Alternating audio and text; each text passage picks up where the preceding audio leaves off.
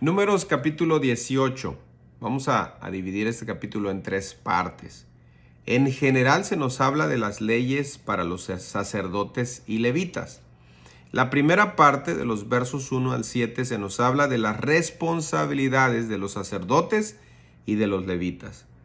Pareciera que es algo repetitivo, pero habiendo pasado la situación con Coré, habiendo Dios ya elegido a Aarón nuevamente para que el pueblo lo viera y tomando en cuenta que era una generación nueva que se estaba levantando. Recordemos que la generación que no entró a la tierra prometida estaba ya muriendo.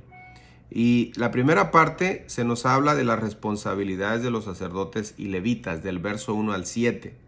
Los sacerdotes, como ya lo hemos visto, eran hijos de Aarón directamente.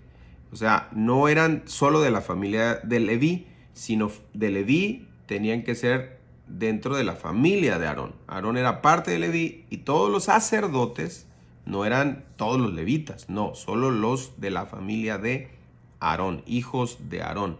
Y ellos estaban a cargo de las cosas sagradas, del altar, todo lo relacionado con el altar, con el velo de adentro, el lugar santísimo, todo lo que tenía que ser, todo lo que tenía que ver con el tabernáculo, los sacrificios, el altar y la parte del lugar santo y lugar santísimo.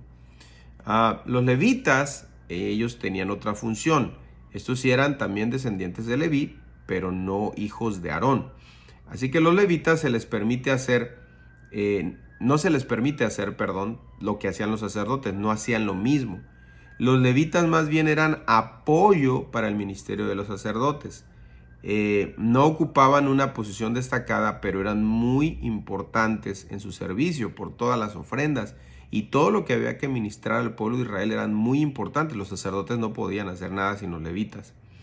A los levitas no se les permitía hacer lo que hacían los sacerdotes. Bueno, esa es la primera parte. La segunda parte de este capítulo, de los versos 8 al 24, habla de los privilegios de los sacerdotes y levitas. En la ofrenda alzada, dice el verso, una parte escogida del animal, el pecho o el muslo, se agitaba o mecía delante del Señor. Esa parte seleccionada, por ejemplo, era para el sacerdote y su familia y se consideraba sagrada, por lo que tenían que comerse en un lugar santo. Otro privilegio, toda ofrenda de ellos, el sacerdote también recibía porciones de todo presente suyo y expiación por el pecado, regalos de aceite, mosto, trigo, de las ofrendas de las primicias.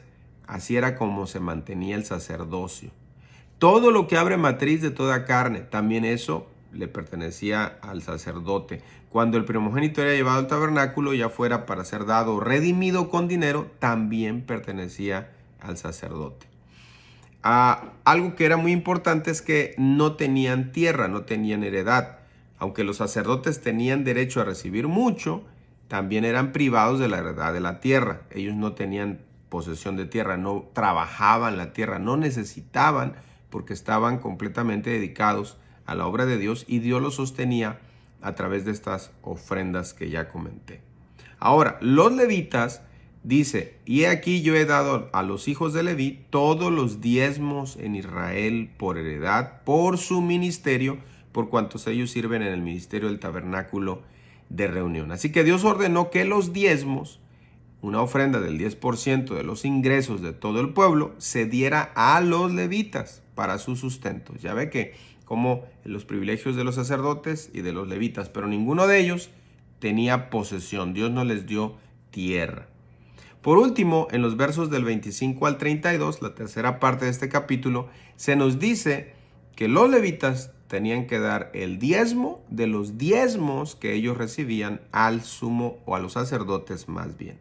Tenían que dar el 10% de sus diezmos a Aarón y a sus hijos, los sacerdotes. Los levitas mismos no estaban exentos del diezmo, tenían que dar una décima parte. Así que si usted ve, Dios pone a sus ministros para ministrar los sacrificios, la palabra, pero también les da el sustento.